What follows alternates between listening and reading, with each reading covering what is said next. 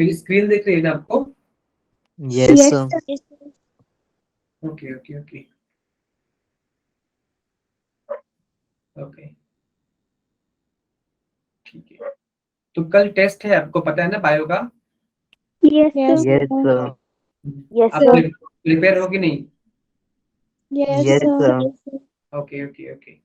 तो living world का test है, ऐसे मुझे पता चला अभी, लिविंग वर्ल्ड का। Sir cell the unit of life नहीं आएगा, सिर्फ लिविंग वर्ल्ड ही करना है। हाँ हाँ, आपको आपको आपको बोला गया क्या? No sir. No, sir. हाँ, तो मतलब ये तो आप आपको तो आएगा शायद, मतलब लेकिन आपको कोई अभी तक एक्सेस नहीं वगैरह दिया नहीं होगा, ठीक है। लेकिन तो मैंने तो बताया था कि आप अभी रिवाइज कर लेना, और जितना भी टाइम स्पैन होता है उसके अंदर आप टेस्ट पूरा कर लो, ठीक है। Yes Yes, Yes, sir. sir. हम्म। लेकिन टेस्ट देने के पहले आप वो बहुत टाइम मतलब बार बार रिपीट करो, रिवाइज करो। और क्वेश्चन जो है ना, पीवाईक्यू और भी क्वेश्चन है, उसको भी रिवाइज करो। क्योंकि यूजुअली क्या होता है ना, बच्चे लोग क्या करते हैं कि एग्जाम जब होता है ना, तो वो सिर्फ थ्योरी को रिवाइज करते हैं, थ्योरी को, एमसीक्यू को रिवाइज नहीं करते। तो एमसीक्यू को भी रिवाइज करना है। रिवाइज मतलब अब आप फास्ट फास्ट से पढ़ते जाओगे, और जिधर आप करोगे कि ये जो डिफिकल्ट है थोड़ा सा समझ में आया, तो उस पर थोड़ा फोकस करोगे तो भी हो जाएगा। लेकिन क्वेश्चन को भी रिपीट करना चाहिए, रिवाइज करना चाहिए, ठीक है ना? Yes sir. हाँ, Yes, sir. लेकिन तो ये तो गलती, कॉमन गलती होती है हर बच्चे से, मैक्सिमम बच्चों से, कि they do not see the question that once they have solved in the life. एक बार वो मतलब वो क्वेश्चन सॉल्व करते हैं, उसके बाद उसको नहीं देखते बाद में, ठीक है। तो देखना है आपको क्वेश्चन को एग्जाम के पहले। इसका मतलब नहीं कि यही क्वेश्चन आएगा, लेकिन आपको मतलब ध्यान होगा कि ये क्वेश्चन आया था तो हमने कैसे सॉल्व किया था। तो वो ऐसे मतलब कंडीशनिंग हो जाता है माइंड का। ओके, तो हम लोगों ने माइटोसिस कंप्लीट किया लगभग ना लास्ट लेक्चर में। Yes, sir. तो मुझे ना मतलब किसने किसने मेरे से ये क्वेश्चन की डिमांड की? मैंने कल तो लेक्चर में बोला था कि जिनको चाहिए उनको मैं।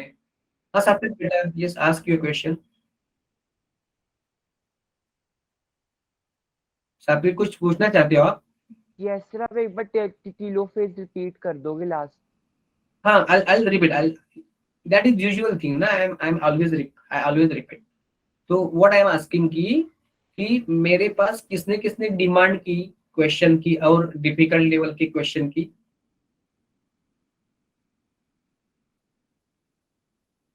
सिर्फ एक ही है आप में से, शायद मेरे को एक का ही मैसेज आया है कि सर सर मैंने मेरे को किया था ना। मैसेज हाँ, इनका। सात्विक ने किया। मेरे पास आपका सब जितना जितना जिन्होंने मुझे आपका नाम बताया है ना व्हाट्सएप पे, तो वो मैंने सेव किया है, तो मुझे भी पता चल रहा है कि कौन से बच्चे कैसे रिस्पॉन्स कर रहे हैं। अभी जानने लगा हूँ मैं आपको नाम से। तो बाकी के बच्चों ने, उन बच्चों को भी करना चाहिए था ना सर, मेरे को भी वो मतलब डिफिकल्ट वाले क्वेश्चन चाहिए। और सात्विक बेटा, आप मुझे ये बोलिए कि बहुत अच्छा से आपने डिमांड किया, तो I appreciate you for that, for your good thing. और दूसरी बात कि आप जो भी मैं बोल रहा हूँ अभी, अभी क्या कहे कि जो भी सेल का आपने ये किया था ना असाइनमेंट, तो वो असाइनमेंट करने के बाद आप उसका आंसर की जो है ना, वो भी आपको डिमांड करना है, मेरे से मांगना है। Yes sir. तो कस्टमाइज उनको मैं भेज दूंगा। सात्विक ने ये भी कर दिया कि उसने क्वेश्चन का भी मतलब आंसर की भी उसने मेरे से ले ली, ठीक है ना। तो हर को ऐसा करना है कि आपको आंसर की लेना है, और आपका आंसर उससे वेरीफाई करना है, आपका आंसर उससे वेरीफाई करना है। और उसके आगे जाके क्या करना है कि जब आपने आपका आंसर वेरीफाई किया तो आपको लगा कि ये गलत है, तो ये क्यों गलत है वो आपको पता होना चाहिए। क्यों गलत है आपको पता होना चाहिए।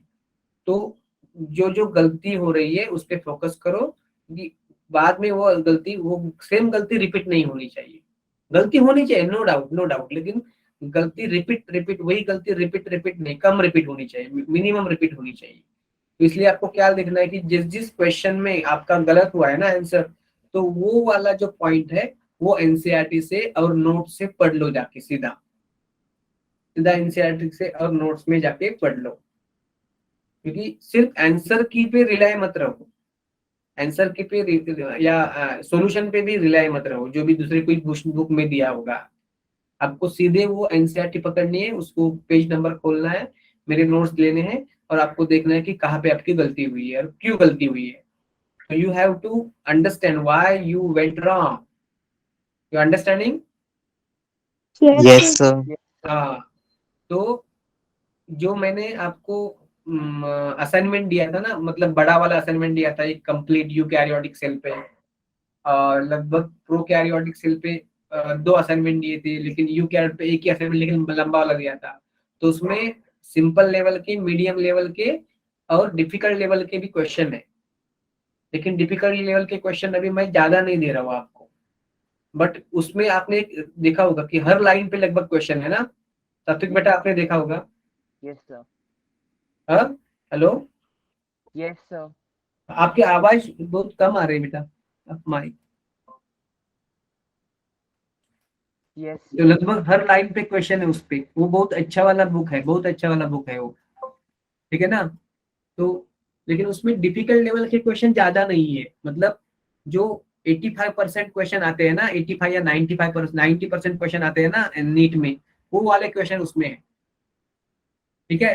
तो उस तरह के क्वेश्चन सॉल्व करने से आपका तो 330 320 तक हो जाएगा मार्क्स, अगर कर सकते हो इस टाइप के सारे question maximum with minimum error.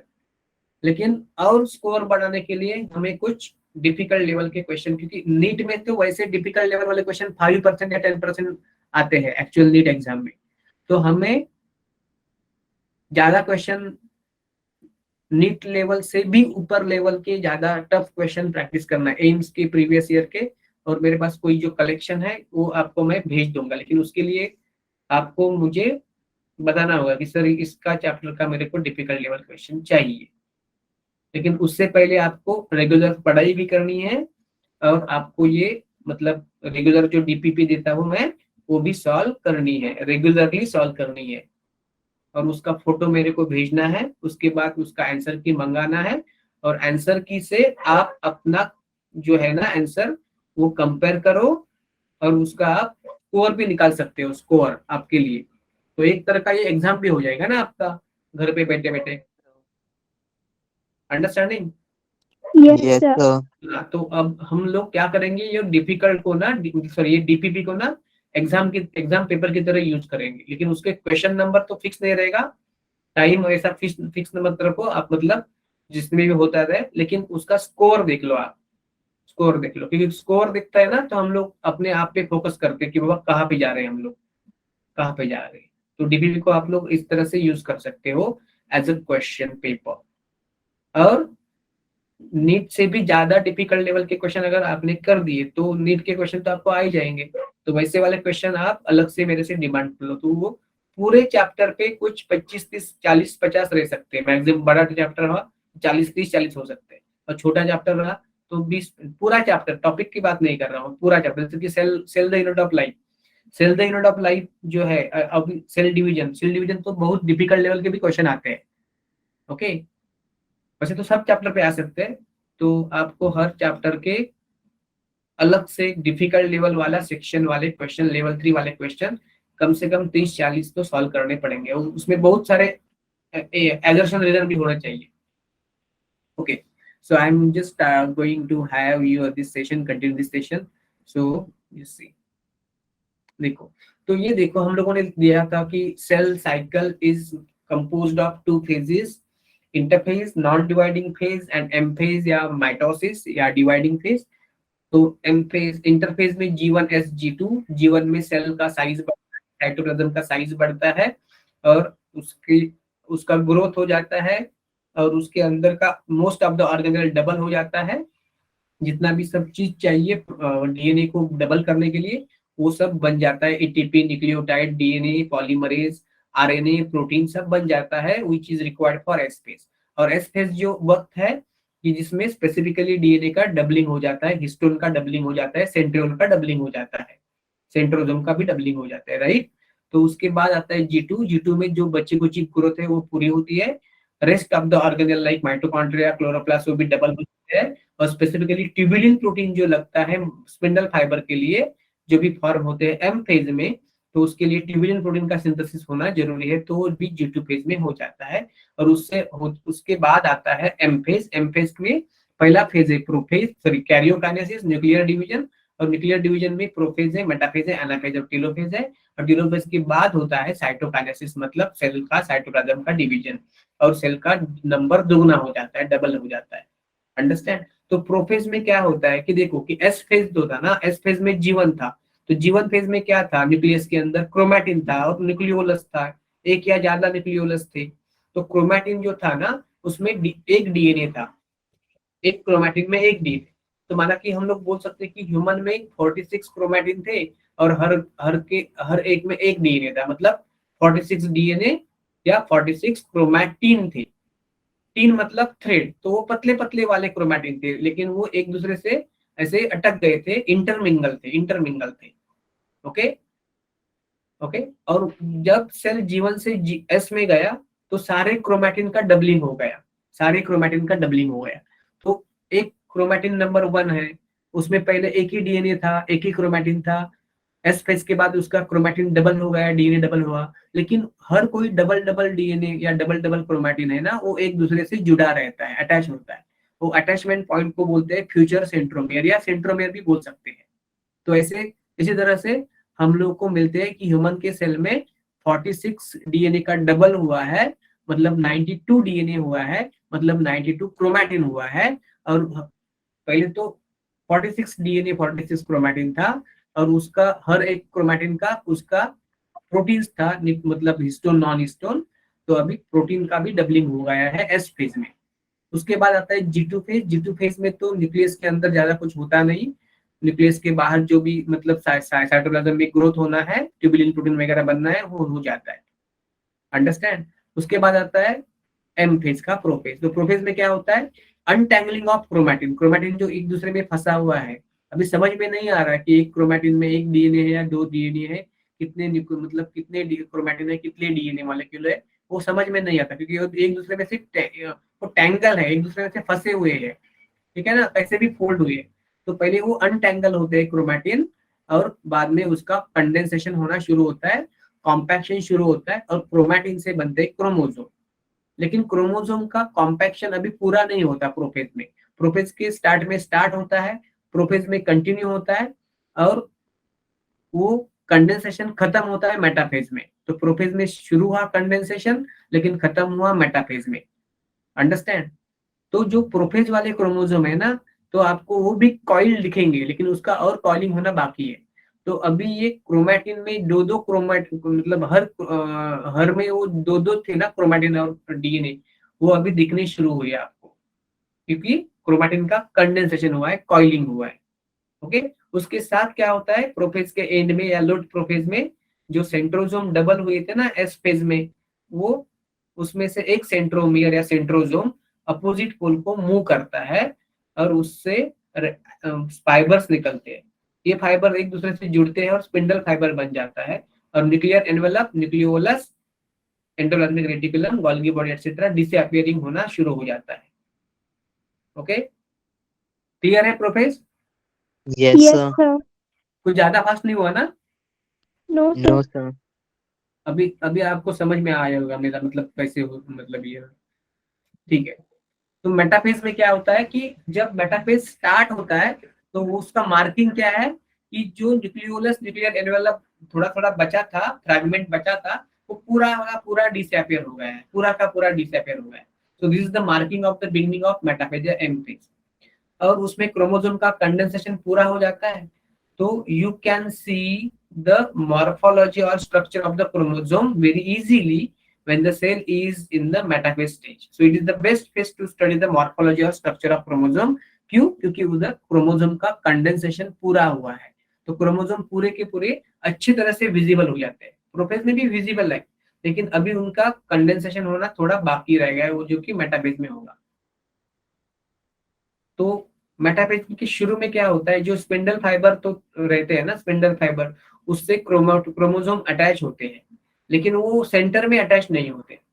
तो ये है ट्रांजिशन टू मेटाफेज। उसके बाद आता है एक्चुअल मेटाफेज। तो एक्चुअल मेटाफेज में ये सब क्रोमोसोम जो है ना, all for example all 46 chromosome in human diploid cell, they get arrange at the equatorial plane.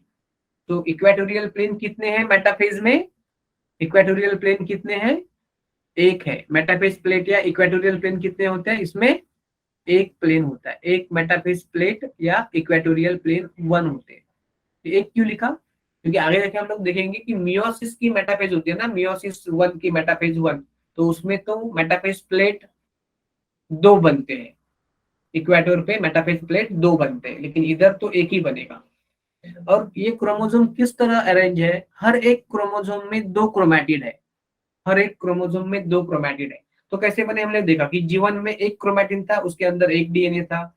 उसके बाद आया एस फेज, तो एस फेज में क्रोमैटिन का डबलिंग हो गया, डीएनए का डबलिंग हुआ। लेकिन जो पेरेंट क्रोमैटिन था उसको ही डॉटर क्रोमैटिन अटैच है। इस अटैचमेंट पॉइंट को बोलते हैं सेंट्रोमियर या प्राइमरी कंस्ट्रक्शन। उसके बाद आएगा G2 फेज। G2 फेज में तो उसमें कुछ ज्यादा बदलाव नहीं आएगा। ओके, उसमें आएगा एम फेज। एम फेज का पहला होगा प्रोफेज। तो प्रोफेज में क्या होगा कि ये जो लेंथ है ना, ये क्रोमैटिन की, वो कम हो जाएगी, लेंथ कम हो जाएगी, शॉर्टनिंग हो जाएगा, कंडेंसेशन होगा, कॉइलिंग हो जाएगा, और इस तरह का आपको क्रोमोजोम दिखेगा। मतलब पहले जो क्रोमैटिन थे, थ्रेड थे पतले पतले, वो अगर थिक थिक क्रोमैटिड बन गए, तो इसलिए हम लोग बोल सकते हैं कि मेटाफेज क्रोमोसोम जो होता है ना, या प्रोफेज का भी क्रोमोसोम जो होता है ना, उसमें दो क्रोमैटिड्स होते हैं। सपोज ये मेटाफेज का या प्रोफेज का क्रोमैटिड है, क्रोमोसोम है, तो उसमें ये दो क्रोमैटिड है, उसको बोलते हैं सिस्टर क्रोमैटिड्स। एक क्रोमैटिड के अंदर एक डीएनए है, तो दो क्रोमैटिड में दो डीएनए, मतलब हर क्रोमोसोम में दो डीएनए है। मतलब डीएनए का डबलिंग हुआ है, लेकिन क्रोमोसोम का डबलिंग नहीं हुआ है, क्रोमोसोम का नंबर डबल नहीं हुआ है। क्योंकि क्यों नहीं हुआ है? क्योंकि दोनों क्रोमैटिड सेंट्रोमियर से अटैच है। जब तक सेंट्रोमियर से अटैच है तो क्रोमोसोम का नंबर एक ही है। क्लियर सबको इतना? Yes, sir. Yes, या ओके। उसके बाद आता है एनाफेज। एनाफेज एम फेज का या टोटल सेल साइकिल का शॉर्टेस्ट फेज है। तो उसमें क्या होता है कि जो ये सेंट्रोमियर है ना, हाँ ये तो बताना मेरा रहेगा। तो जो मेटाफेज क्रोमोसोम है ना स्पिंडल फाइबर पे अटैच, तो इसमें दो क्रोमैटिड है, और हर क्रोमैटिड का एक काइनेटोकोर है। हर क्रोमैटिड को एक काइनेटोकोर है। ये जो रेड कलर का दिखाया है वो काइनेटोकोर है।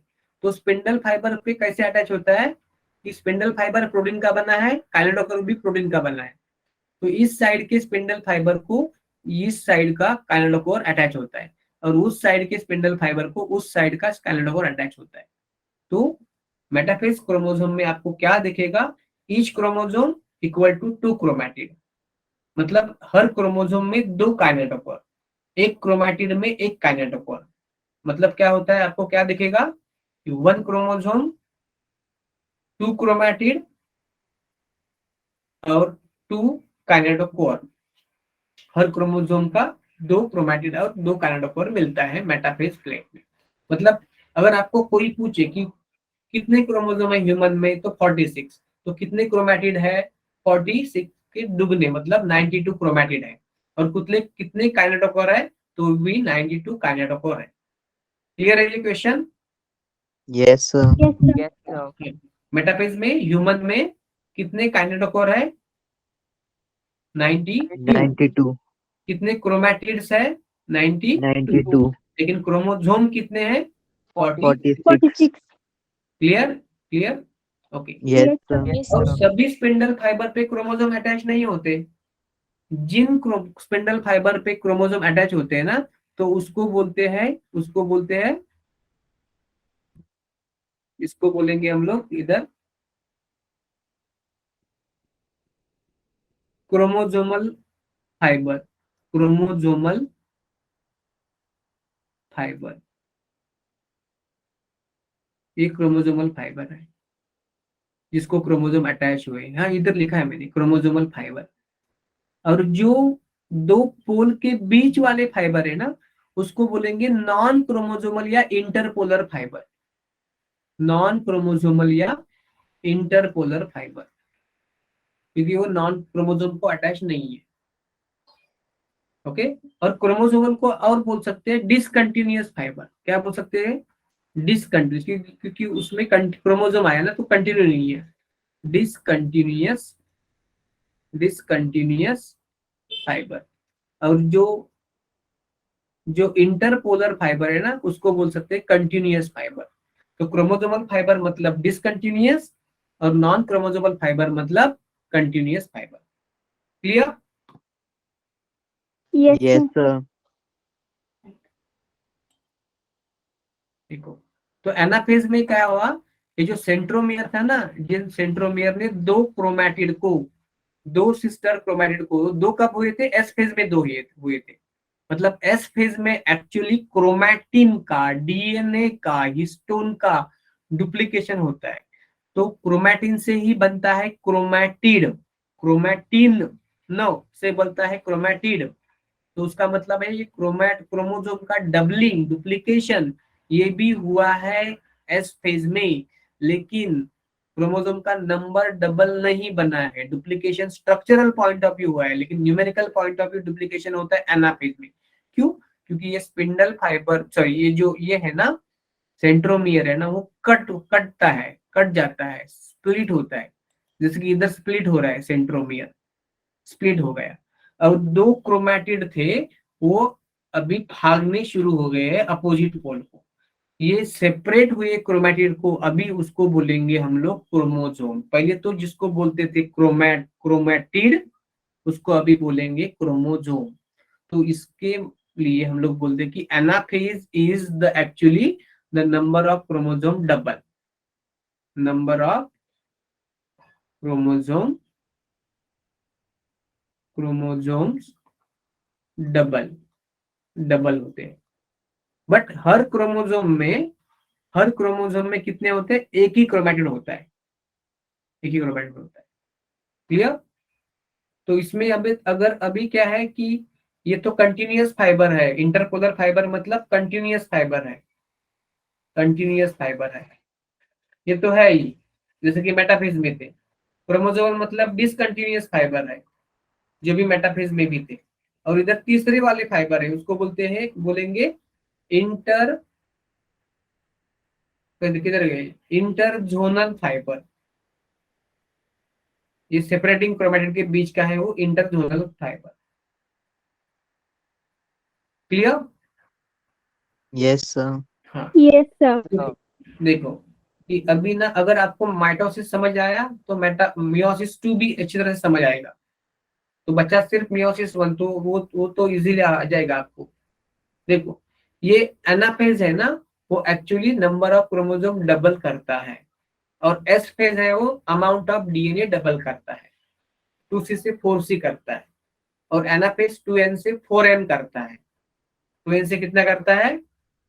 2N टू 4N करता है। अगर ओरिजिनली 2N है तो 4N, अगर ओरिजिनली N है तो 2N करेगा, अगर ओरिजिनली 3N है तो 4N करेगा, सॉरी 6N करेगा। तो यूजुअली 2N रहता है। ठीक है? Clear? Yes, sir. Yes, sir. हाँ। Yes, sir.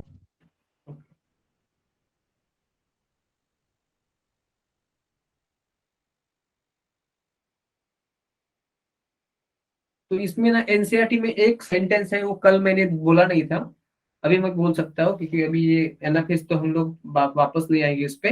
तो इसमें क्या होता है, जब ये क्रोमोसोम मतलब क्रोमैटिड अलग होते हैं और अपोजिट पोल को मूव करते हैं, तो आगे क्या है, आगे क्या होता है उसके? अभी ये देखो, ये अगर स्पिंडल फाइबर है, ये इंटरजोनल फाइबर है, ये स्पिंडल फाइबर, ये भी जा रहा है इस पोल, ये इस पोल जा रहा है। ठीक है? तो इस पोल जा रहा है, ये इस साइड जा रहा है ना, ये इस साइड जा रहा है। तो आगे क्या जा रहा है? सेंट्रोमियर जा रहा है। सेंट्रोमियर का भी डुप्लीकेशन हुआ। तो इधर सेंट्रोमियर का भी क्या हुआ? सेंट्रोमियर का भी क्या हुआ एनाफेज में? सेंट्रोमियर का डिवाइड हो गया। ओके? या डुप्लीकेशन हो गया, डुप्लीकेशन, डुप्लीकेशन हो गया, डबलिंग हो गया बोल सकते हैं हम लोग। तो आगे क्या मूव कर रहा है? सेंट्रोमियर मूव कर रहा है। और उससे पीछे पीछे क्या आ रहा है, क्या आ रहा है? एक क्रोमैटिड आ रहे हैं, क्रोमैटिड आ रहे हैं। तो उसको एनसीईआरटी ने एक शब्द दिया है कि centromere are at the leading edge. इधर लिखो, मैं इधर लिख सकता हूँ, centromeres at leading age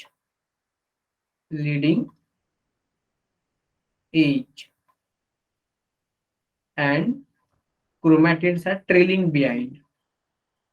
Chromatids are trailing behind.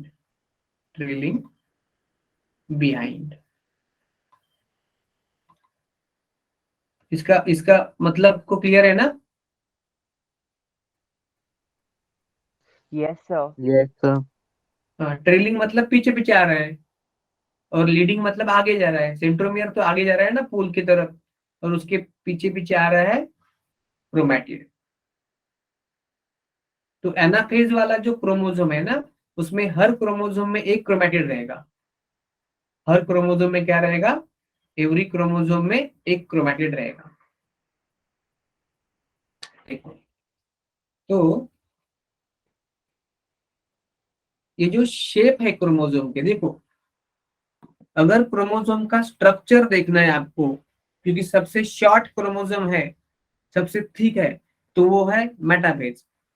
लेकिन आपको क्रोमोसोम का शेप देखना है, मेटासेंट्रिक है, एक्रोसेंट्रिक है, टिलोसेंट्रिक है, सब मेटासेंट्रिक है, तो वो आप कब कहाँ पे देख सकते हो? एनाफेज पे देख सकते हो। कहाँ पे देख सकते हो आप वो शेप? एनाफेज में देख सकते हो।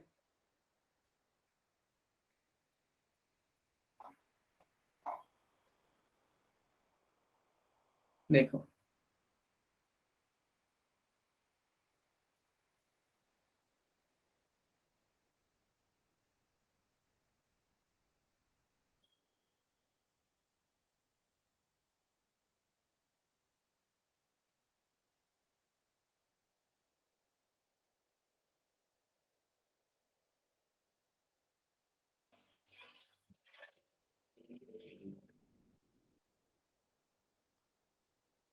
देखो, अगर क्रोमोसोम का शेप मेटासेंट्रिक है ना, मेटासेंट्रिक, पीछे भी सेंट्रोमियर है, तो ये क्रोमोसोम ऐसा मिलेगा आपको, वी शेप। कैसे मिलेगा?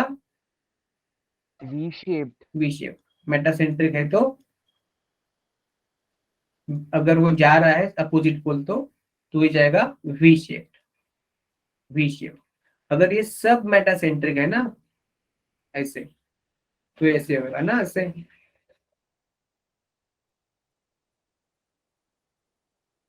सब मेटासेंट्रिक, तो इसका शेप आ जाएगा, क्या आएगा शेप इसका?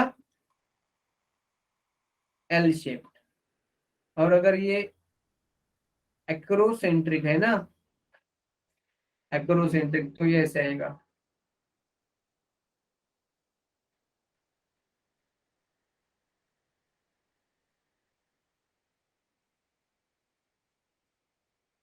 जी शेप्ड ड्यूरिंग एनाफेज। कैसे आएगा ये? जी शेप्ड। shape, अब अगर ये ऐसा है, कैसा है? टिलोसेंट्रिक है, तो ये आएगा, टेलोसेंट्रिक है तो ये आएगा I shape, I shaped. I shape.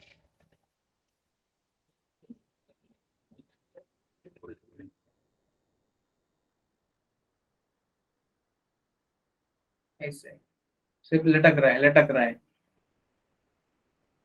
ठीक है, लटक रहा है।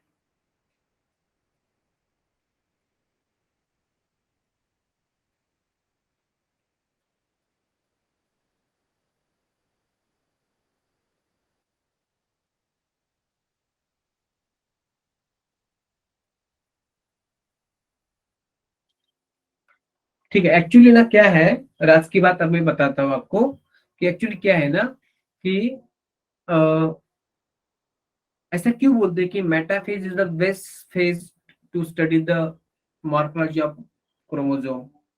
क्योंकि ना हम लोग कोई कन्वीनियंट प्लांट सेल यूज कर सकते हैं सेल साइकिल को, सेल डिवीजन को पढ़ने के लिए, प्रोफेज मतलब मेटाफेज एनाफेज, सेल डिवीजन पढ़ने के लिए। तो सपोज उसके लिए कन्वीनियंट क्या है कि ऑनियन है, onion is a convenient cells, mostly use cells to study the cell during plant, onion sales.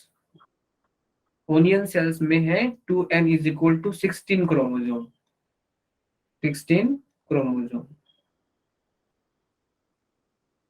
Okay, best cells to see M phase mitosis.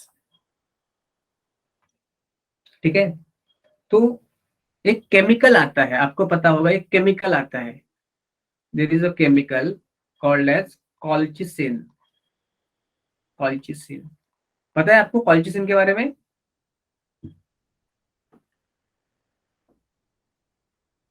Hello, anybody knows about the colchicine? No, sir. No, sir. Do anybody know? Any other? Anyone? So, please question repeat करना 1 minute. हाँ हाँ, क्या होता है बेटा, बोल सकते हो आप। सर क्वेश्चन रिपीट करना 1 मिनट। हाँ बेटा, अभी क्या बोला कि ये कॉल्चिसिन केमिकल क्या होता है, आपको पता है कॉल्चिसिन के बारे में? कॉल्किसिन बोल सकते हैं, कॉल्चिसिन बोल सकते हैं, अलग अलग हो सकता है उसका प्रोनाउंसिएशन। तो क्या है ये कॉल्चिसिन? सर इसका यूज गाउट के ट्रीटमेंट के लिए होता है शायद। नहीं यार, ये तो पॉइजन होता है। आपने मॉर्फोलॉजी ऑफ फ्लावरिंग प्लांट पढ़ा है क्या? Yes sir. Yes sir. तो आपने उस इसका नाम सुना था क्या उधर? देखो, ये कॉल्चिसिन एक केमिकल है, अल्कलॉइड है ये, कॉल्चिसिनो, CINA। तो ये एक केमिकल है, it is extracted from tuber root of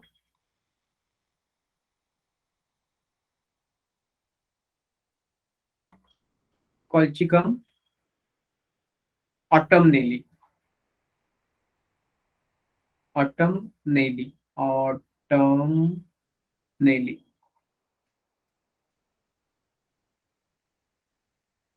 ये है लिलिएसी फैमिली का, लिलिएसी फैमिली है ना मोनोकॉट की। Yes sir. हाँ, उसमें से एक प्लांट है, इसके ट्यूबरस रूट से ये एक्सट्रैक्ट करते हैं। और ये क्या करता है, ये इनहिबिट प्रोलिफरेशन, या ये इनहिबिट माइटोटिक स्पिंडल एपरेटस, ये inhibit spindle apparatus, spindle apparatus, spindle fibre के एपरेटस को ये इनहिबिट करता है। मतलब क्या है, सपोज अगर आपको सेल है, सेल मतलब माइटोसिस कर रही है, अ, आपको पता है कि ऑनियन सेल्स का माइटोसिस कब होता है, किस टाइम होता है डे के? ऑनियन सेल का आपने माइटोसिस पढ़ा दिखा हुआ ना, प्रैक्टिकल किया है कि नहीं? No sir. हाँ, ठीक है मत लो। तो सुबह ना 6-7 बजे के टाइम होता है ना, 6-7-8 बजे कि उस टाइम, शायद सुबह अर्ली इन द मॉर्निंग होता है ना, उसमें ओनियन सेल के अंदर, ओनियन के रूट टिप सेल के अंदर, पर्टिकुलरली रूट के अपाइकल मेरिस्टेम में, कौन से सेल में, बेस सेल्स कौन से, ओनियन के, which cells, onion apical, root apical meristem, root apical meristem. तो उस रूट अपाइकल मेरिस्टेम में प्रोफेज चलता है सुबह सुबह। तो क्या करते हैं हम लोग कि अगर आपका माइटोसिस देखना है ना लैबोरेटरी में, तो सुबह सुबह ओनियन को लेते हैं, और ओनियन का जो स्टेम होता है ना, डिस्क वाला, डिस्कॉइडल स्टेम, तो उस साइड ओनियन को रखते हैं पानी के अंदर, और वो पानी खराब हो रहा है तो उसको बदलते रहते हैं, तो उसको रूट्स आते हैं, और रूट्स के टिप पे अपाइकल मेरिस्टेम रहती है। तो सुबह जल्दी सुबह उठकर, जब पूरे अच्छी तरह से रूट ग्रो होए ना, तो उसको पूरे सुबह मतलब अर्ली मॉर्निंग में उठकर क्या करते हैं, उसको कट करते हैं और उसको प्रिजर्वेटिव में रखते हैं, प्रिजर्वेटिव में रखते हैं।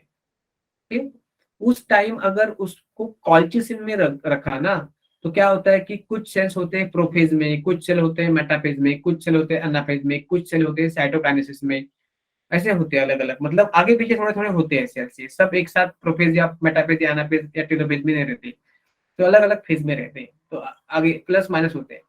ओके, प्रोफेज में होते हैं, कोई मेटाफेज में, कोई एनाफेज में, कोई टेलोफेज में, कोई साइटोकाइनेसिस में होते हैं। तो जो सेल मेटाफेज में है ना, वो वहां पे ही रुकते हैं। कॉल्चिसिन क्या करता है, स्पिंडल फाइबर को इनिबिट करता है, तो स्पिंडल फाइबर पे रेस्ट मतलब अटके हैं वो, मतलब अटैच हुए हैं मेटाफेज के, metaphase during metaphase spindle fibre को अटैच है इक्वेटर पे, तो उस टाइम ये जो स्पिंडल फाइबर है ना वो इनिबिट हो जाता है, तो उसकी आगे की मूवमेंट जो होती है ना वो होती नहीं, इसलिए वो एनाफेज नहीं आता। तो जितने भी सेल्स मेटाफेज में है वो मेटाफेज में ही रुकते हैं। तो अगर मेटाफेज में रुके हैं सब सेल, सब इक्वेटोरियल प्लेन पे, इक्वेटोरियल प्लेन पे है ना, इधर उधर बिखरे नहीं है, क्योंकि प्रोफेज में तो मेटाफेज प्लेन में नहीं होते, इधर उधर बिखरे हुए होते हैं। तो एक साथ अगर एक सिस्टमैटिक वे में आपको अरेंजमेंट दिखेगा क्रोमोसोम का middle of the cell, okay, तो उस टाइम आप उसका मॉर्फोलॉजी स्टडी कर सकते हो। इसकी वजह से बोलते हैं कि metaphase is the best place to study the morphology of chromosome. उसका कारण ये है कि अगर जब सेल मेटाफेज में है, इसको कॉल्चिसिन का ट्रीटमेंट किया, तो मेटाफेज को ही वो सेल रुक जाएगा, आगे नहीं जाएगा, एनाफेज में नहीं जाएगा। तब आप उसका काउंटिंग भी कर सकते हो कि कितना नंबर ऑफ क्रोमोसोम है, ओके, और उसकी मॉर्फोलॉजी भी स्टडी कर सकते हो। लेकिन उसका जो एक्चुअल शेप है ना, मेटासेंट्रिक सब मेटासेंट्रिक, वो तो आपको एनाफेज में ही पता चलेगा। ठीक, डन, इतना क्लियर है सबको? Yes, Yes, sir. sir. Yes, sir. Okay okay, इतना तो नहीं पूछेंगे आपको, ये तो इतना नहीं पूछेंगे, लेकिन ना एनसीईआरटी क्या बोलती है कि मतलब अगर एनसीईआरटी में वो सेंटेंस है कि नहीं चेक कर लो थोड़ा सा, तो क्या बोलती है कि बेस्ट मॉर्फोलॉजी स्टडी करने के लिए मेटाफेज चाहिए, लेकिन क्यों चाहिए वो नहीं बदलती, क्यों चाहिए। और रेफरेंस बुक जो है ना 12 लेवल के, उसमें भी नहीं दिया है, उसमें भी नहीं दिया है, किसी मॉड्यूल में नहीं दिया है एक्चुअली। क्योंकि कॉल्चिसिन एक्चुअली क्या करता है कि मेटाफेज में सेल अरेस्ट करता है, so colchicine arrest the cell in metaphase, okay, it arrest, ये शब्द में इंपॉर्टेंट है, अरेस्ट सेल इन मेटाफेज। तो मेटाफेज में रुका है ना, तो सब क्रोमोसोम इक्वेटर पे है, तो उसका मॉर्फोलॉजी इजीली मतलब स्टडी कर सकते हैं, नंबर भी काउंट कर सकते हैं। मेटाफेज, इसीलिए मेटाफेज बेस्ट फेज है। क्यू फेज कब बेस्ट फेज होता है, ऐसे ही नहीं बेस्ट फेज होता, जब मेटाफेज क्रोमोसोम को या सेल को स्टेन करे, मतलब केमिकल से, सॉरी स्टेन नहीं, केमिकल्स अप्लाई करे कॉल्चिसिन, तब मेटाफेज बेस्ट फेज है एक्चुअली में। लेकिन आपको इतना सोचना नहीं है, this will never be asked in your exam. Olympiad जैसे एग्जाम में आ सकता है, लेकिन आपके एग्जाम में नहीं आएगा, नीट में नहीं आएगा। Clear? Yes, sir. Yes, Yes, sir. sir. Okay, तो metaphase is the best phase कब है, after treating with the colchicine,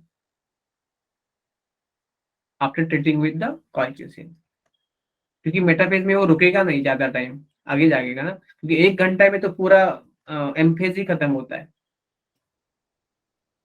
okay, done, आगे जाए अभी। Yes, Yes, sir. sir. Okay, देखो, उसके बाद आता है टीलोफेज। टीलोफेज में क्या आता है, जितना इवेंट हो गया था प्रोफेज में, उसके रिवर्स होता है, रिवर्स ऑफ प्रोफेज। टीलोफेज मतलब न्यूक्लियर एनवेलप बन जाता है, न्यूक्लियोलस बन जाता है, अपीयर होता है, जो ऑर्गेनेल डिसअपियर हुए थे वो रीअपियर हो जाते हैं, ठीक है ना, और न्यूक्लियस का डिवीजन पूरा हो जाता है, nuclear division completed, nuclear division complete हो जाता है, कंप्लीटेड, कंप्लीट, बाद में nuclear envelope, nucleolus, organelle like endoplasmic reticulum, Golgi body, etc., reappear. So it is a reversal of prophase. It is a reversal of prophase. Prophase. और क्या होता है कि प्रोफेज में क्या होता है, कंडेंसेशन होता है क्रोमोसोम का, तो इधर होता है डीकंडेंसेशन ऑफ क्रोमोसोम, डीकंडेंसेशन। लेकिन जितना डीकंडेंस इंटरफेज में है उतना डीकंडेंस नहीं होता टेलोफेज में, ये ध्यान रखो। जितना डीकंडेंस है इंटरफेज में G1s या G2 में, इतना सॉरी डीकंडेंस तो इसमें नहीं होता, वो शुरू हो जाता है डीकंडेंसेशन, लेकिन उसका क्रोमेटिन नहीं बनता, वो स्टेज में है, it is on the verge of डीकंडेंसेशन, डीकंडेंसेशन of chromosome. लेकिन उसका पूरा का पूरा क्रोमेटिन नहीं बनता, वो तो बनता है जब सेल जाता है नेक्स्ट सेल साइकिल में, G1 में, S में, G2 में, chromosome, डीकंडेंसेशन of chromosome. Clear clear हो रहा है आपको? Yes, sir. Yes, sir. Yes, sir. डीकंडेंसेशन of chromosome. ठीक है, मतलब ये सेल है, ये न्यूक्लियस इनवेलप ये न्यूक्लियोलस, न्यूक्लियर इनवेलप न्यूक्लियोलस, और जो क्रोमोसोम थे वो डिकंडेंस हो गए, अभी डिकंडेंस हो गए, लेकिन पूरे के पूरे डिकंडेंस नहीं हुए, तो टेलोफेज रिवर्सल। उसके बाद आता है साइटोकाइनेसिस। साइटोकाइनेसिस, साइटोकाइनेसिस दो टाइप का है डिपेंडिंग अपॉन एनिमल और प्लांट सेल।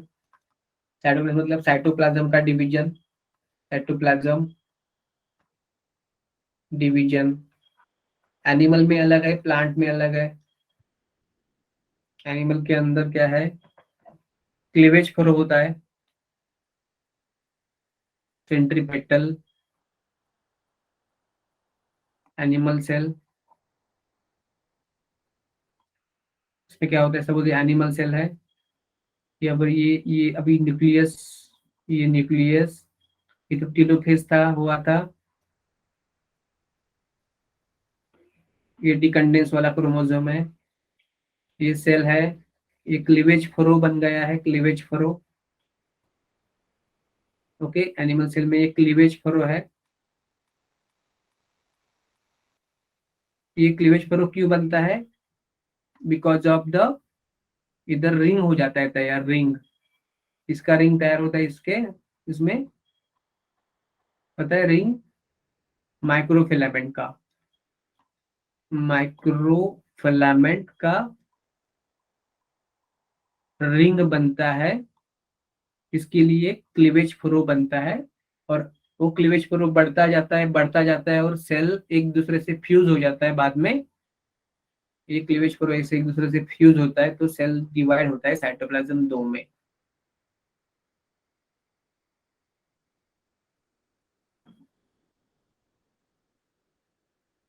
तो ये क्या होता है, पेरीफेरी टू सेंटर होता है ना, periphery to centre, periphery to centre, तो उसको बोलते हैं सेंट्रीपेटल, सेंट्रीपेटल साइटोकाइनेसिस।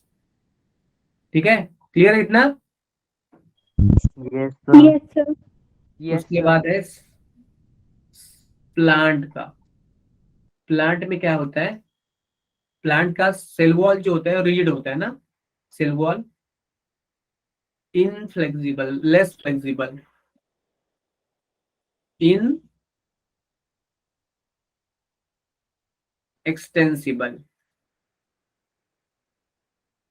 वो ज्यादा एक्सटेंसिबल नहीं है। So no cleavage furrow, no cleavage furrow. तो क्या होता है, सपोज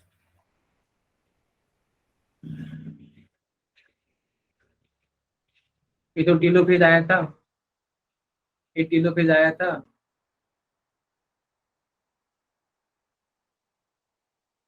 तो उसमें सेल प्लेट बनना शुरू हुआ है। क्या बनना शुरू हुआ है, सेल प्लेट। तो क्या होता है, सेल प्लेट बनती है, सेल प्लेट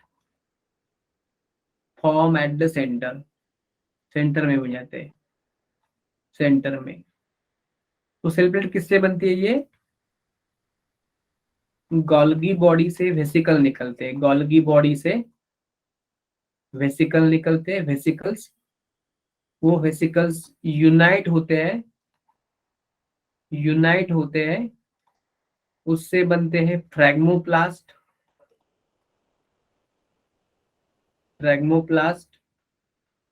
और फ्रैग्मोप्लास्ट ज्वाइन होते हैं या यूनाइट होते हैं, और उससे बनता है सेल प्लेट। वो तो एक्चुअली होता है मिडल लैमेला, बनता है मिडल लैमेला का, और उसके दोनों साइड, उसके बोथ साइड्स,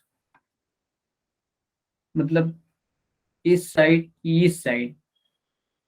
बोथ साइड क्या होता है, सेल वॉल फॉर्म होता है। ओके, और बाद में ये सेल प्लेट बढ़ते हैं सेंटर से पेरीफेरी तक, वो बढ़ते रहते हैं। तो then cell plate increase from centre to periphery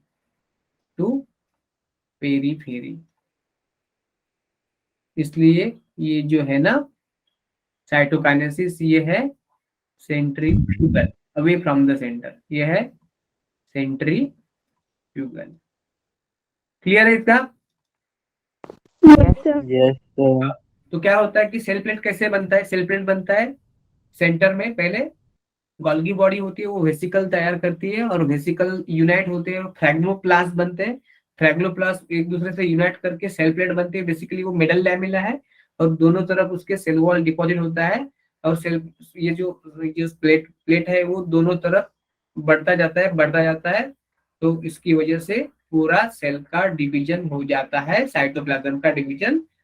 इसलिए उसको बोलते हैं सेल, सॉरी, प्लांट को बोलते हैं plant cell wall, sorry cytoplasm को बोलते हैं सेंट्रीफ्यूगल। और है प्लांट में माइटोसिस जो है ना, माइटोसिस दो टाइप का है। प्लांट में है एनास्ट्रल, और एनिमल में एस्ट्रल। मतलब एस्ट्रल रेस तैयार होते हैं ना, हमें पता है कि स्पिंडल फाइबर जो तैयार है ना प्लांट में, सपोज ये प्लांट सेल है, इधर ये स्पिंडल फाइबर सपोज अभी मैंने निकाला ऐसे,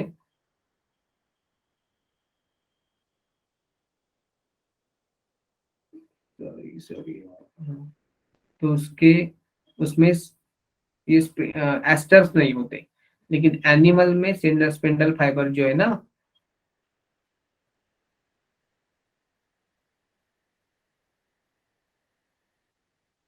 तो उसमें सेंट्रियोल होते हैं, सेंट्रियोल, इधर एक सेंट्रोजम, इधर एक सेंट्रोजम, और उससे ऐसे कुछ रेज निकलते हैं, उसको एस्टर्स बोलते हैं, स्टार जैसे, तो इसलिए उसको बोलते हैं एस्ट्रल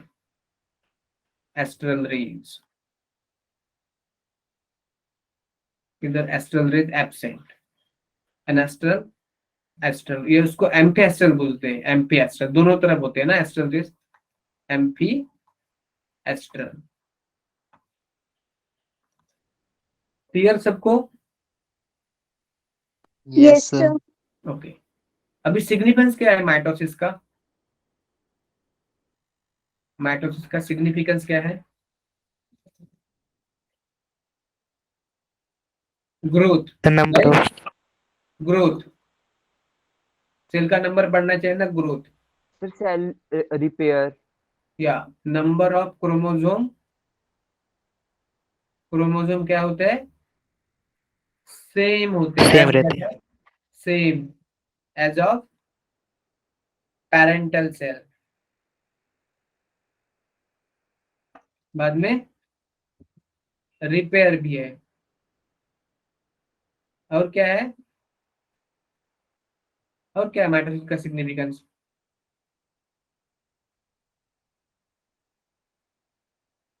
गैमिट फॉर्मेशन,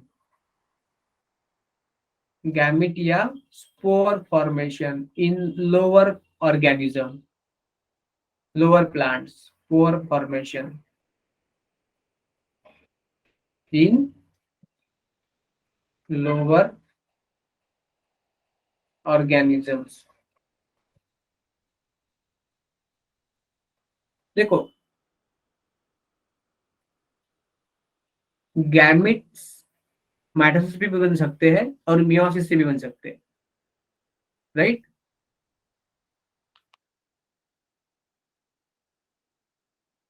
तो और क्या है सिग्निफिकेंस, बोल दो मेरे को। और क्या लगता है आपको सिग्निफिकेंस क्या क्या है इंपॉर्टेंस माइटोसिस का? Nucleocytoplasmic ratio.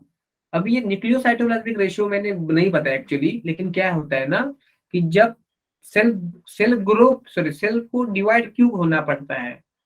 देखो सेल क्या करेगा कि न्यूट्रिएंट मटेरियल एब्सॉर्ब करेगा, एक्यूमुलेट करेगा, और वो न्यूट्रिएंट मटेरियल से अपना एनर्जी बनाएगा, एटीपी बनेगा, और जो कि एक्स्ट्रा है उससे वो कोई अपना मॉलिक्यूल्स बनाएगा, और उससे उसका साइटोप्लाज्म का साइज बढ़ता जाएगा, साइटोप्लाज्म का साइज बढ़ता जाएगा।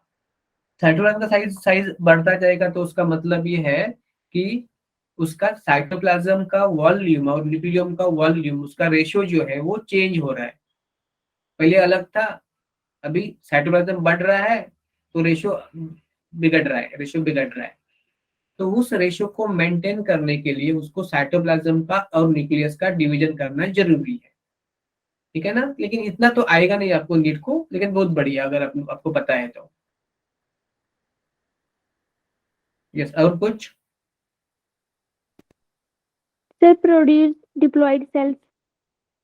यस, सोमैटिक सेल्स, इसको ही बोल रहे हैं, इसको ही ग्रोथ बोलते हैं ना, इसमें ही मैंने इंक्लूड किया है ना। सोमैटिक सेल्स, नंबर बढ़ाना है बॉडी का। और वेरी गुड बेटा, वेरी गुड। और कुछ?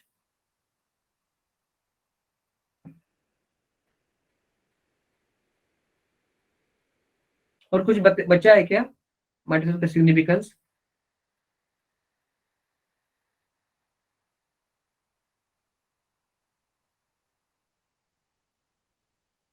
No okay, sir. यस। तो हमारा माइटोसिस इधर से पूरा खत्म हुआ। हमने इस टाइम माइटोसिस का पूरा रिवीजन भी कर लिया और खत्म भी कर लिया। एक पॉइंट मैंने तो आपको बोला नहीं था, उस पे लाइन बेस्ड क्वेश्चन आ सकता है। लाइन बेस्ड क्वेश्चन तो इजी है, लेकिन पता होना चाहिए, क्योंकि ना इजी होता है लेकिन उस पर ध्यान नहीं जाता, इसलिए मार्क जाते हैं।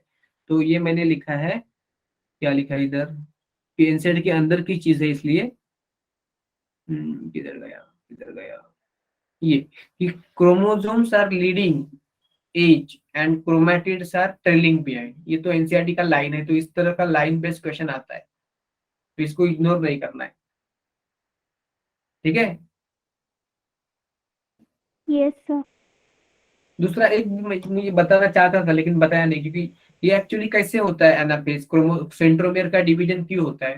तो दो होते हैं चीज की, ये जो स्पिंडल फाइबर है ना वो कॉन्ट्रैक्ट होना शुरू होता है, कॉन्ट्रैक्ट।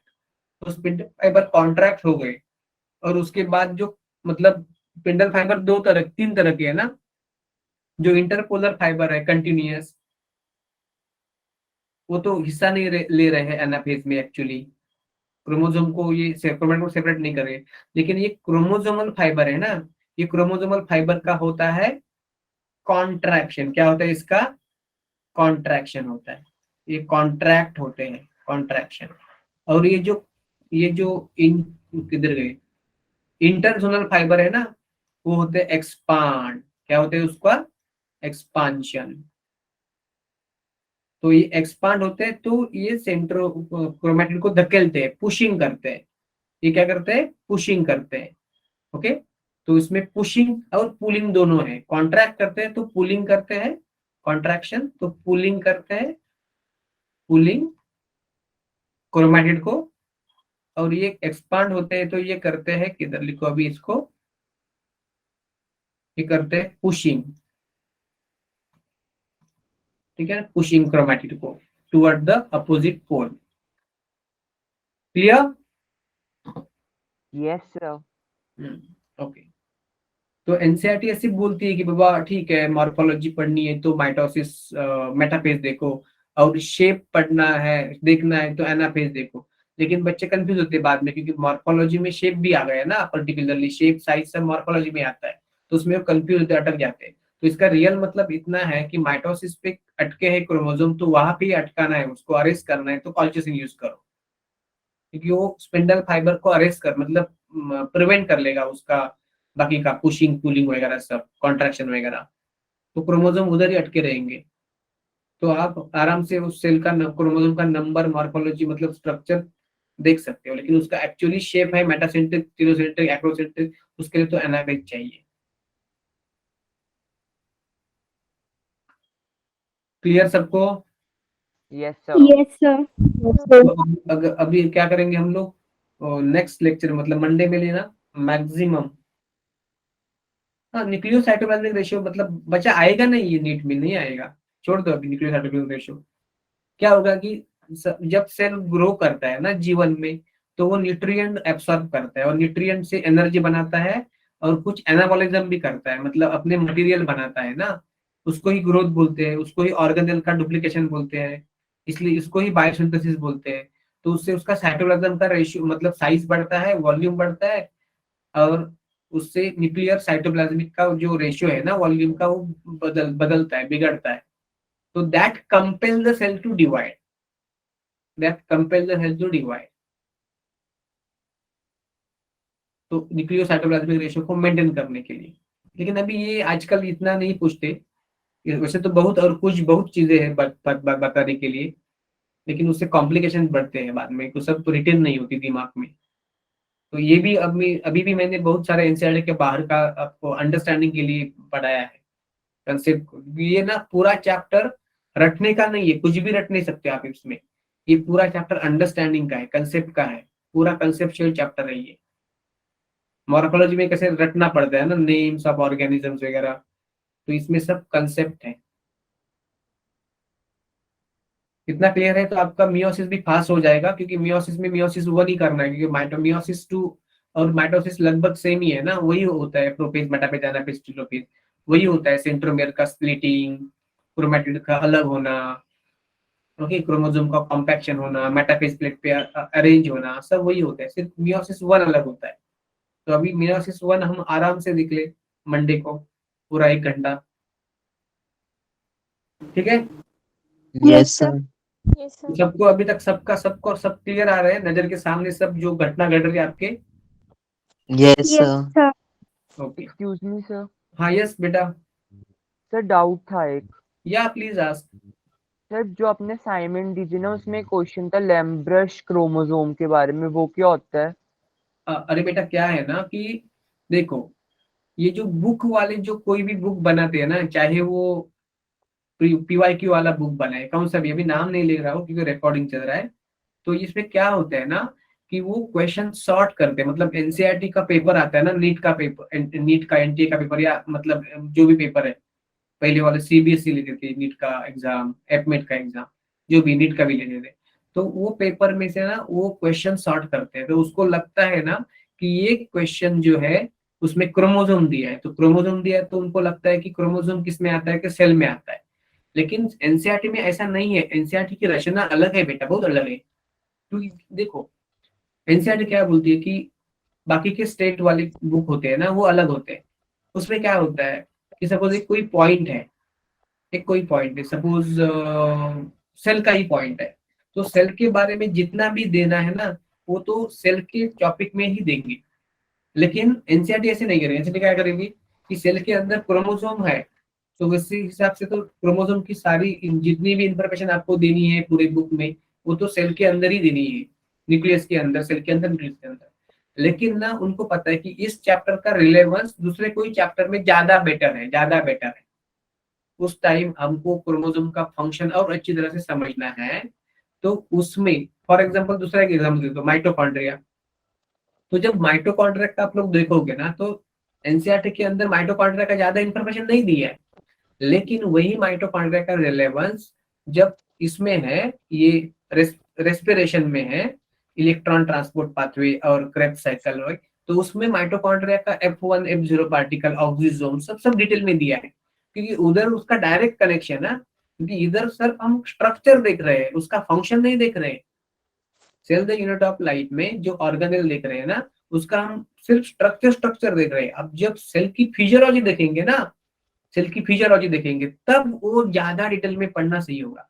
तो इसलिए वो एनसीईआरटी कट करती है उधर से और उधर बोलती है कि उधर जाके पढ़। इसलिए मैंने ये लैम्ब्रश क्रोमोसोम, वैसे तो इस पे अभी क्वेश्चन नहीं आएगा, मतलब नीट में कभी आया था, उस पे क्वेश्चन आ रहे थे, अभी तो नहीं आते, लेकिन फिर भी उसका रिलेवेंस थोड़ा सा मॉलिक्यूलर बेसिस ऑफ जेनेटिक्स में, मतलब नेक्स्ट ईयर के एक चैप्टर में है, जिसमें क्रोमोसोम का ये जो पैकिंग हमने देखा है ना, packaging of chromatin into chromosome, ये तो प्रोफेज में होता है, मेटाफेज में कंटिन्यू होता है, मेटाफेज में फिनिश होता है। तो एक्चुअली वो कैसे होता है पैकेजिंग, स्टेप्स क्या है, स्टेप नंबर 1 क्या है, स्टेप नंबर 2 क्या है, वो सब स्टेप हमें मॉलिक्यूलर जेनेटिक्स का जो चैप्टर है नेक्स्ट ईयर में, okay, molecular basis of inheritance, तो उसमें है एक्चुअली वो। इसलिए मैंने इधर नहीं पढ़ाया। लेकिन क्या होता है, ऐसे क्वेश्चन ये बुक में या पीवाईक्यू में क्यों आते हैं, क्योंकि जब जो भी कोई सॉर्ट करते हैं ना ये क्वेश्चन, तो ये इन चीज पे ध्यान नहीं देते। तो जो भी लगता है कि उनको कि हाँ सेल के बारे में, तो अगर उसका ज्यादा रिलेवेंस दूसरे चैप्टर में, तो उधर आना चाहिए, उस चैप्टर में उसको घुसेड़ना चाहिए। क्योंकि एनसीईआरटी नीट क्या करती है, क्वेश्चन जब फ्रेम करती है ना और पेपर में आता है, तो उसके ब्रैकेट में वो चैप्टर का नाम नहीं लिखती, क्योंकि ये लिंक्ड है चैप्टर, अंडरस्टैंड। तो अभी अभी आप मत देखो, सुनो, सोचो इसके बारे में, क्योंकि आप अभी मतलब 11th में ही हो ना। तो ऐसे क्वेश्चन सपोज आए आपके एग्जाम में, छूट जाए तो नो इशू बेटा, नो इशू। क्योंकि जब आप 11 और 12 पूरा कर लेंगे, तब सही समय में, सही चैप्टर में, सही नॉलेज लेवल पे आपको वो क्वेश्चन का आंसर मिल जाएगा। Are you understanding what I am trying to tell? Yes sir. हाँ हाँ हाँ। तो सेल बायोलॉजी हमने पढ़ा, लेकिन सेल का सब एस्पेक्ट हमने नहीं पढ़ा, क्योंकि जिस जिस चैप्टर में, जिस जिस जगह पे इस चैप्टर का रेफरेंस आएगा या कोई भी और, तो वहां वहां पे वह उस उन कंसेप्ट को हम डिटेल में देखेंगे। नहीं तो हमें यहाँ पे माइटोकॉन्ड्रिया में पूरा ग्रेड साइकिल पढ़ना होता ना, माइटोकॉन्ड्रिया पूरा इलेक्ट्रॉन ट्रांसपोर्ट पढ़ना होता, और क्रोमोसोम का पैकेजिंग है उसमें भी पूरा मैकेनिज्म पढ़ना होता हमें। तो वैसे हम लोग नहीं कर रहे हैं, क्योंकि उसमें क्या है, क्रोमैटिन है, क्रोमैटिन के बाद में न्यूक्लियोसोम का स्ट्रक्चर है, हिस्टोन का स्ट्रक्चर है, क्रोमोसोम डीएनए उस पे कैसे कॉइल होता है वो भी है उसमें डिटेल में। और उसके बाद उसका मतलब कैसे कॉम्पैक्ट हो जाता है, वो सब स्टेप्स है, प्रोसेस है, ठीक है। तो ये इशू क्यों आते हैं ज्यादातर, एक तो इशू ऐसे आते हैं कि ये सॉर्टिंग करते हैं ना, जो क्वेश्चन बना मतलब निकाल के ये बुक बनाते हैं ना ये लोग, तब वो असॉर्ट नहीं होता प्रॉपरली। लेकिन मैं प्रेफर करता हूँ कि जब उसका सही समझ आ जाए उसको समझाने का, तब समझा दूं मैं उसको। क्लियर है ना, मेरा आइडिया क्लियर है ना आपको? Yes sir. हाँ हाँ। फिर भी आपको चाहिए ना, तो I will tell you the answer, no worry. Okay sir. या लेकिन समझ लो कि एक्चुअली एनटीए वाले क्या सोचते हैं, वो सोच हमको हमारे अंदर आनी चाहिए, as a teacher, as a student. आप एनटीए के नजरिए को देखो, पहचानो, तो ही आप नीट को अच्छी तरह से पहचान सकते हो। पेपर की लैंग्वेज को, उसके टोन को, उसके डायरेक्शन को, उसको क्या बोलना चाहती है, वो क्या अर्थ निकलना चाहती है, क्या मीनिंग है, वो धीरे धीरे आपको समझ में आ जाएगा, अंडरस्टैंड। तो इसके लिए ना आपको मैक्सिमम डिफिकल्ट लेवल के क्वेश्चन सॉल्व करने बेटा, मैक्सिमम। और डिफिकल्ट लेवल के क्वेश्चन मतलब दूसरे टॉपिक के क्वेश्चन नहीं, या सिलेबस के बाहर बहुत ज्यादा बाहर के क्वेश्चन नहीं, सिलेबस के ही अंदर लेकिन ज्यादा दिमाग वाले क्वेश्चन, ज्यादा दिमाग लगाना है उस क्वेश्चन। क्योंकि बायोलॉजी सब्जेक्ट ऐसा है कि जिसमें मैक्सिमम सिली मिस्टेक होते हैं, मैक्सिमम सिली मिस्टेक होते हैं। सबको क्लियर है? Yes yes sir. ओके। और आप लोग ना, जिनको अच्छा करना है तो मेरे पे बिलीव करो और मेरे रेगुलर कांटेक्ट में रह जाओ, क्योंकि ये एक दिन में ना हम लोग एक ही घंटे में 50 मिनट के लिए कांटेक्ट में आते हैं, 50 मिनट, 1 घंटे के लिए, ठीक है ना। तो इतना सही नहीं है, इतना टाइम सफिशिएंट नहीं है। तो you be in touch, you always try to ask me question, ये वो, ये कैसे करना है, वो कैसे करना है, कंफ्यूज मत रहो। लेकिन just we will have a in that, in that way repo, या so we can see how we can proceed, ठीक है। यस Yes, सर। sir. और डरने की कोई बात नहीं है बेटा, क्योंकि ना 10-20 लाख बच्चे बैठते हैं एग्जाम को, मान मतलब ठीक है, एग्री है, 20 लाख बच्चे बैठते हैं, लेकिन उसमें से सही ढंग से पढ़ के कितने बच्चे बैठते हैं एग्जाम को? फॉर्म तो बहुत बच्चे भरते हैं, लेकिन सही में दिन का 10-10, 12-12, 15-15 घंटा पढ़ने से जो पढ़कर जो बच्चे बैठते हैं पूरे एग्रेशन के साथ, पूरे पूरे पूरे पूरे मतलब डेडिकेशन के साथ जो पढ़ते हैं 2 साल, ओके, वो तो बहुत कम होते हैं। तो वैसे एक्चुअली ना फॉल्स कंपटीशन है, नंबर ऑफ पार्टिसिपेंट, मतलब बहुत सारे लोग फॉर्म भरते हैं, इसका मतलब ये नहीं कि वो फॉल्स कंपटीशन क्रिएट करते हैं एक्चुअली, ठीक है। तो एक्चुअली कम ही बच्चे हैं जो सच में मेहनत करके बैठते हैं, तो डोंट वरी अबाउट इट, आप सही से मेहनत करो, आपको मिल जाएगा। Yes sir, thank you sir.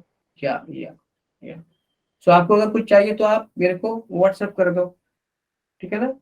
तो मेरा ये स्ट्रांगली एफर्मेशन है कि आप कुछ हर टॉपिक में जिनको लगता है कि ये अच्छे मतलब कर रहे हैं वो रेगुलर क्वेश्चन, वो भी अच्छे लेवल की है, लेकिन उसमें भी और करना है, तो उसमें जो कर रहे हैं अच्छी तरह से, तो आप डिमांड कर लो चैप्टर वाइज एक 20-25-30 टॉप लेवल के क्वेश्चन को, वो सिलेबस के अंदर ही रहेंगे लेकिन उसमें दिमाग लगेगा।